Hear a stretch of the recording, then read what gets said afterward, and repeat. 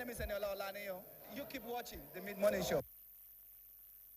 My name is Pelumi Asende. Keep watching the Mid-Morning Show. What a way to start, okay? A very beautiful Wednesday morning to you. You're welcome to yet another exciting episode of the Mid-Morning Show. You're welcome on board. Ileya is gradually coming. It's rolling in. I've started seeing ram and cows. I cannot wait. And to think that it actually falls on a Wednesday, so it's like in 2 weeks, approximately 2 weeks to the Ileya celebration. You're going to collect the luck one. How are you doing this morning? Good morning. Good morning very to well. all our viewers out there. You're welcome to another episode of the Mid-Morning Show, the Wednesday episode of the Mid-Morning Show. My name is Tolakbo Olaomi. How's your week going? Because mine is definitely going well. I can see that. I can attest to it. All right, before our guest joins us, there is this little story that I actually read, and it struck me. It struck something in me. And this story is about a particular man, who has answers to any question you take to him. Politicians, business people, dignitaries, they always go to this man to ask him questions, and he always has the answer to it. So yes, some boys, some school boys, like 3 of them, they would go to this man with any question. He would answer it. They got inquisitive, and they were like, how is this man able to answer all these questions that we ask him? So the boys actually planned something. One of them said, okay, he's going to hold a bird in his hand, and then he's going to ask the man, is the bird alive or dead?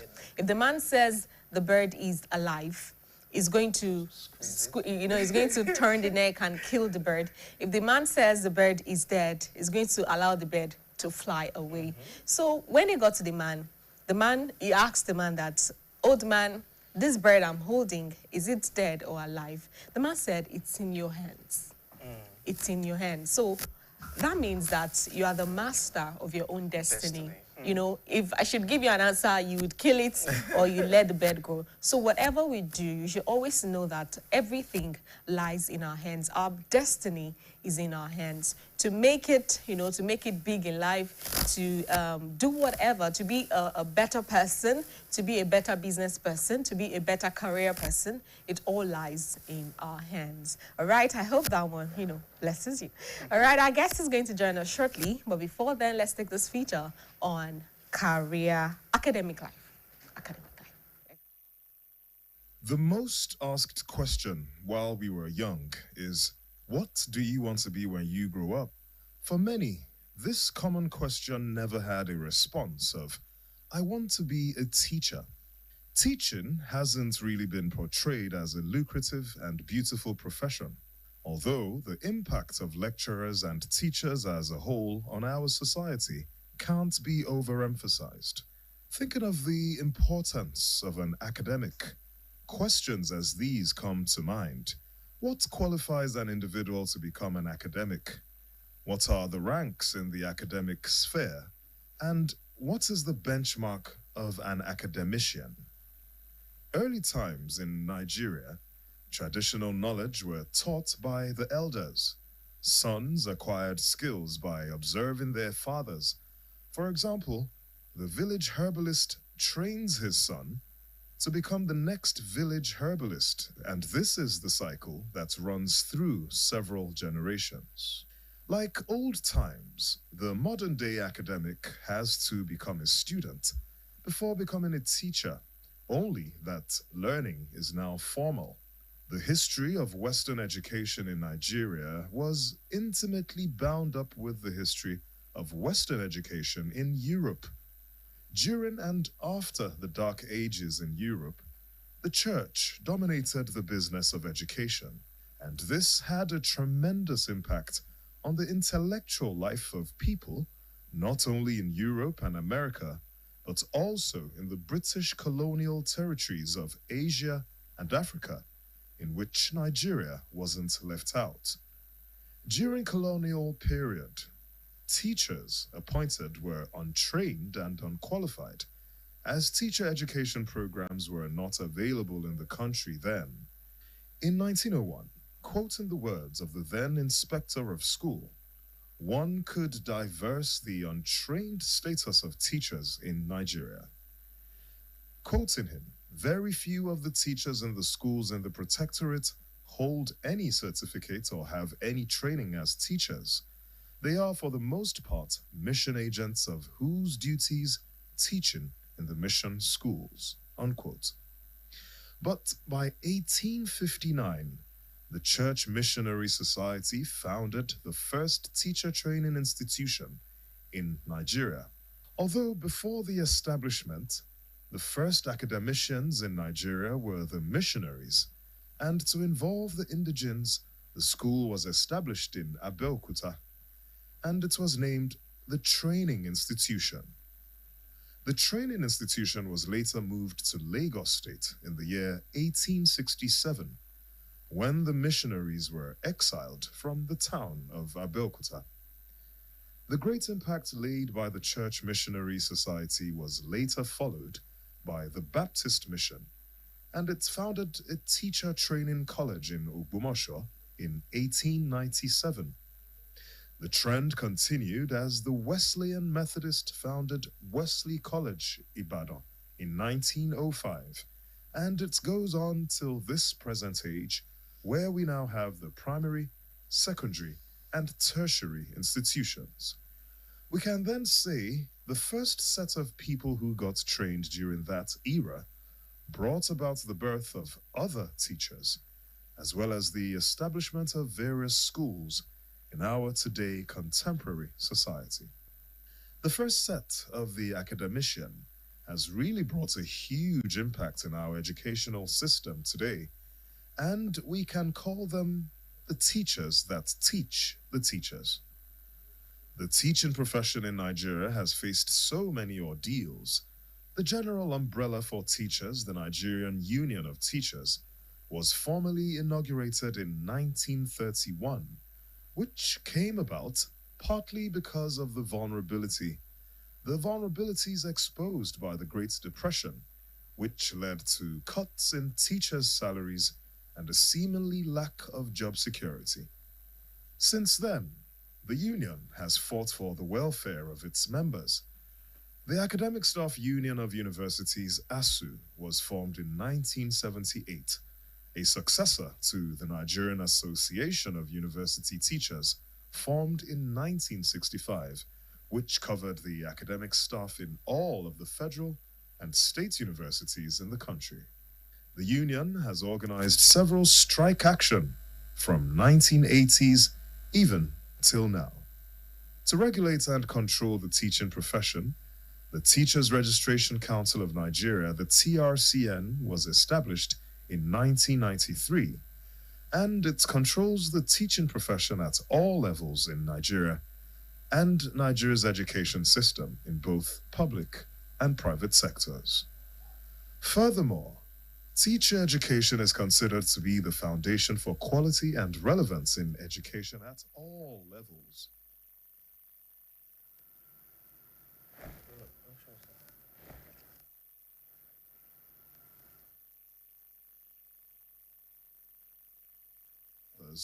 Must proceed to a higher institution, such as the College of Education, a university, polytechnic, or an equivalent. Such individuals should study education in a specific field. People who don't have a degree in education will have to undergo a postgraduate degree in education, or PDGE, to be qualified as a teacher, after which such individual proceeds to bag a master's in education and a doctorate in a specific field to become a full lecturer. The benchmark of an academic is to become an emeritus professor. Before this stage, many waters would have passed under the bridge, from being an undergraduate to being a postgraduate, a graduate assistant, an assistant lecturer, a lecturer 1, a lecturer 2, a senior lecturer, an assistant professor, an associate professor, a professor, and finally, attaining the title Emeritus Professor. All right, you welcome back. It's still the mid-morning show on BCOS television, and you know that was an extensive feature on academic life. And our guest is in the house with us already. We have Dr. Oloyede Maruf Bello. He's an educationist and he's an experienced educator, health education specialist, and humanitarian volunteer with over 27 years of teaching experience in both private and government schools in Ibadan, Nigeria. He holds a doctorate degree in health education with specialization in school and community health education. And Dr. Bello is passionate about youth development, moral instruction, school health, and community service. Good morning, sir. Good morning, sir. It's a pleasure having you on the mid-morning show today. Nice having you here with you. All right. Had a wonderful time. Thank you, sir. So let's start with this. Being an educationist and looking at the trending story as regards UTME saying that education student will not take JAMB anymore. You know, maybe they are removing them from taking JAMB, you know, scrapping them from taking JAMB. And it's a sort of concern to people. And even the JAMB themselves reducing cut-off mark for university, you know, to 150. You know, that's what is trending now. And a lot of people, you know, it's sparked a lot of debate amongst people. And some educationists, some teachers are actually saying that that's the best thing because the children of nowadays do not want to study. You know, some they would struggle to get that 150, you know, as the cutoff mark for university. So how do you see all these things? What's your view as regards all this? Thank you very much, my presenter. There will always be a regulatory body in virtually every field of human endeavor. Okay. And the Joint Administration Matriculation Board remains the regulatory body for students crossing from secondary school to tertiary institution. Oh, sorry, Doctor. We are so sorry. We need to take this commercial. Okay, no problem. All right, we'll be right back. Stay with us. The home is under attack, but not for long, because Hypo is here. Dirty floors and surfaces. Not on our watch. Dirty and stains no fit do us shakara. We got the remedy, original palasa. Hypo, go hypo. Germs always find a way back. No greed. Protect every day with Hypo. Hypo, go hypo. All right, so welcome back. It's still the mid-morning show, and we're in conversation with Dr. Oloyede Maruf Bello. We're going to be x-raying his life. Being an educationist, we actually asked a question as regards the bodies, the UTME regulating a lot of things as regards education. So as I was saying, the JMB remains the regulatory body. And over the time, I believe the body has been doing well. In those good old days, we do what we call common entrance into particular university or higher institution you want to go. But with introduction of JAMB, you now have opportunity of writing one exam for accessibility into 3 or more. And as it is today, I think 4. They will ask you to choose one federal university, one state university, one polytechnic, and one private institution. So one college of education. Now, that gives a broad opportunity to students. But coming to say it should be scrapped and education students should be removed, well, in those days it used to be. But I remember very well the first of university or tertiary education or admission that we wrote ushered me into Federal College of Education Eshiele. I was among the first sets that UTM, we call it PCE then, Poly College of Education JAMB. Okay. As against what we used to have, it gives me an opportunity to choose my first choice of school, Federal College of Education Okene, second choice of school, Federal College of Education Oshiele. We were given 2, and then I can't remember, maybe 3 then. So I chose Okene as first choice, Federal College of Education Oshiele as second choice. Physical and health education as first choice, agricultural science education as second choice. So it was as if they just opposed it. So I was given Federal College of Education. Eventually, we studied Amben. Today, I can thank God that all I'm saying is I will not be of the school of thought that the JAMB should be scrapped off or education students should be excluded from writing UTME. And then I wouldn't also subscribe to lowering the standard. Although today there is multi-discipline. Knowledge is expanding. In those good old days, in the junior secondary school, you have maybe 12 subjects. Today you have more than 16. I say more than 16 in the sense that there are some subjects that have been compressed. Like this physical health education, PHE, GS 1 to 3, there are two distinct subjects. There's physical education, there is health education. Go to social studies, about 3 or 4 subjects fused together. But today, knowledge is expanding. So we chisel out certain subjects today. All I'm saying is, I will not support education students from being removed from writing the UTME or lowering the mark. Okay. Why? You can't give what you don't have. Thank you. People think teaching job is just for any dictamanary. No. It's for brilliant people. Because you can't be a teacher without knowing your onions. And if you now remove the mark, so everybody will just come in, even the one that is not interested in teaching. Some say, what would like to become in future? None of them write, I wanted to be a teacher. And in that class, there are children of teachers. I have to pick out one that you don't want to be a teacher. You know his response. Who will be a teacher? That my wife will now be using the Rika tin to measure Gary for my children. Because of the bastardization of the profession. All right. Thank you very much. Doctor, before we go into the into the details of the profession itself, Yes. let's look at your life, growing up experiences. Where did you grow up and how was your experience? Thank you very much. I will just sum it up in this way.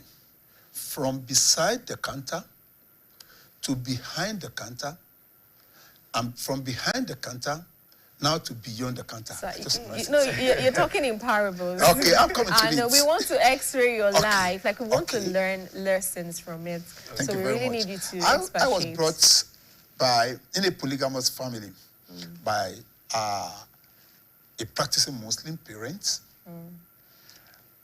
I happen to be the